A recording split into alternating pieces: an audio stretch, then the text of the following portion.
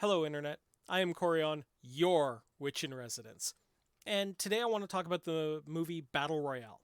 For those that are unfamiliar with it, in 2000, a Japanese film company decided to make a movie that has been an underground hit for ages since. Now, I do recommend checking it out, but before you do, I'm hoping that today is the day that I earn your subscription. If you get the opportunity, please go and click the subscribe button and go ahead and click that bell icon as well to make sure you get notifications on when I post videos, though I do post them every Sunday morning.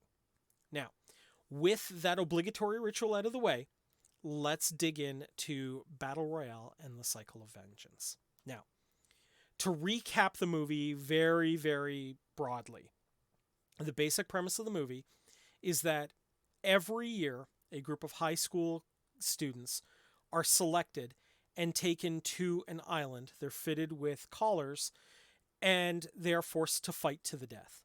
Now, they do this because the youth culture had gotten completely out of control in the country, and it was decided that one class out of the graduating class would be punished. And by doing this, they hoped to instill fear in the students to straighten up and fly right, because the more misdeeds your class did, the more likely your class was going to be selected. So, what inevitably wound up happening, though, was it generates a cycle that this older generation blamed the younger generation for their immorality, for their problems, and thus punished them. And that younger generation would grow up embittered by the actions of the older generation. Additionally, when the class is actually put in this fight for life, this arena, if you will, they would take out their petty differences and seek vengeance for perceived slights. One of the girls, for example, who was not asked to be on a date with a specific boy, went after him and sought vengeance on him. One girl who was perceived to be dating this one boy was sparked with jealousy by the other girls, so she wound up poisoning a bunch of her classmates. It turned into a sequence of wheels within wheels of vengeance, and once her friends had been killed and other people took revenge for their friends that had been killed, and it turns into this never ending stream of violence and murder because there is no end to a cycle of vengeance, right? We see this play out in the real world as well. If we were to look at European history, one could argue that World War II is a direct result of perceived slights from World War I. World War I can be seen as a direct result of as vengeance for the murder of Archduke Franz Ferdinand. And that can be seen as vengeance for sequences of events involving the Franco-Prussian War. And I'm sure if you take it far enough back, it'll involve two cavemen fighting over a chicken. It it gets ridiculous. And we need to look at these problems and say to ourselves, when will it end? Who chooses to lay down their sword and say that the slights of our grandfathers matter less than the friendship and respect we can show each other? Well, I think that's an important question to look at. And this ties into a lot of important factors, things like forgiveness and seeking justice instead of vengeance, as Batman would say. And in fact, when you really take a look at what justice was originally conceived of, was a way to deal with a vengeance problem by setting responsible actions for misdeeds. So let's take a look at that. I'm sure in our own lives we can think of things that we perceive as slights that we would seek to right in some fashion, but we need to remember that vengeance isn't going to be the solution, because now we've slighted someone else. And when we've slighted someone else, they're going to seek remediation for that slight, and on it will go. Instead, discussion, negotiation. These are the ways to solve these things.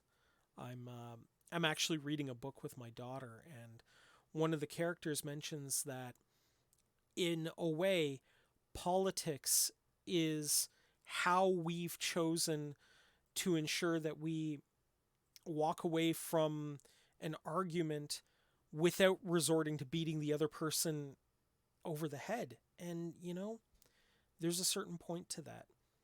We need to sit down, we need to negotiate, and we need to figure out a way to come to peace, even with the people that we think suck, okay? Even with the people that we disagree with, right?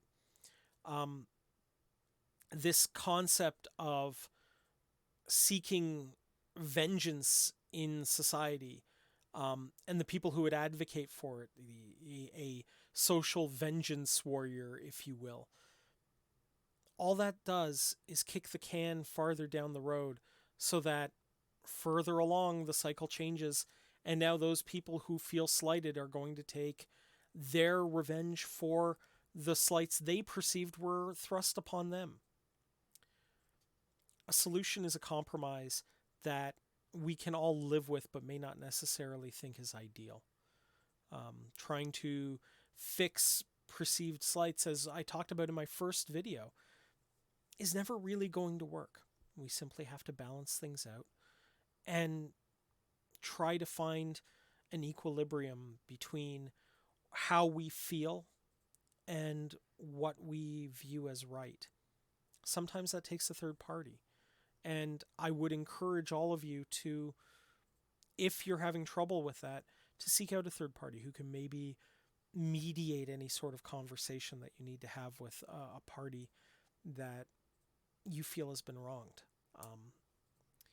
When I was a kid, I was raised in a Catholic house, and we would be taken to Sunday school as per usual. And when I was going to a Catholic church, it was a smaller church. There were a couple of families there primarily. And one of the things that they did was, before a sermon would continue after a certain point, if there were hurts, if there were wrongs in the community would get together and try to help reconcile those between the two parties. And at the end, they'd shake hands and wish each other a better life afterwards. Even if they didn't want to really get along afterwards, they all agreed that for the sake of the community, a balance, a accommodation needed to be reached for everyone.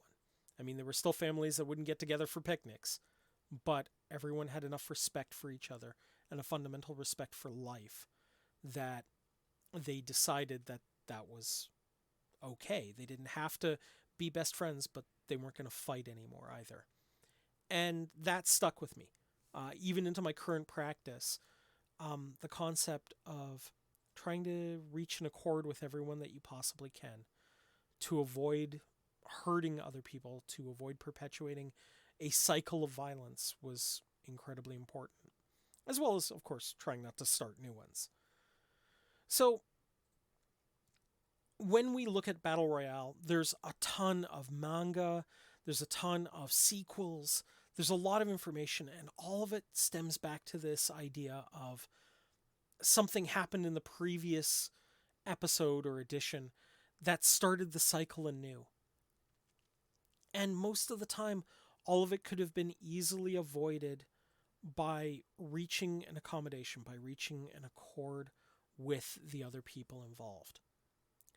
So I do really recommend this movie. It can be hard to follow in the dub. I'm not a big fan of the dub. They changed some of the plot lines. So please do seek out the subtitled version. It is very, very good. I know it can be hard to follow for some people. My wife hates subtitles for that reason. But please do check it out. It is worth reading in the way it was intended to be put forward. I will additionally add that the action scenes for a 2000 movie are actually really, really good, and there's a lot of practical effects, so do check it out. And once you've watched the movie, I'd like you to stop and think about in your own life what cycles of vengeance you've been inadvertently part of moving forward, and stop and go, you know what? Let's pick one of those and decide that I'm not going to do that today. Just one, okay? And I know that that hatred that goes along with vengeance can be hard to break. As Captain Picard said, hatred can be like old leather. It's so comfortable and reassuring that it's hard to break. But I'm going to ask you to do that. I'm going to ask you to go just a little bit outside of your comfort zone and decide that I'm not going to continue that hatred, right?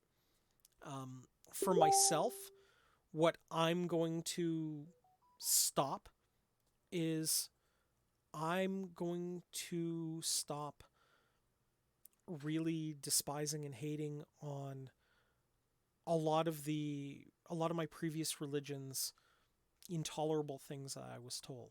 I'm going to let that go. I'm going to choose an approach of live and let live with my previous faith. It's not easy. There's a lot of hurts, a lot of grievances I have, and if you guys ever want to discuss them with me, if someone wants to bring it up in a live stream, I will certainly go through them. But I'm choosing to let it go because ultimately that anger, that need for vengeance inside is a weight that I don't need. Um, I'd be much better off deciding, you know what, it's not for me. If somebody else gets something out of it, that's great, and I'm more than willing to acknowledge, hey, go for it. Be great in what you believe in, but please, respectfully leave me out of it. And maybe you guys can do that too. And if you decide to do that, do what you will. Leave comment letting me know what you decided to try to let go of. And if you ever need help mediating any of it, reach out as well. The community here is awesome. We've got some really great people that I am sure would be willing to help mediate any hatreds you're hanging on to, any vengeance you're seeking out. I'd be willing to help too. Just reach out. Let's get rid of that. Let's make the world a little more of a happy, friendlier place. Okay. With that, I'm going to end the video there. But guys, thank you for listening. If you made it this far, merry meet, merry part, merry meet again. Take care, guys. Bye bye.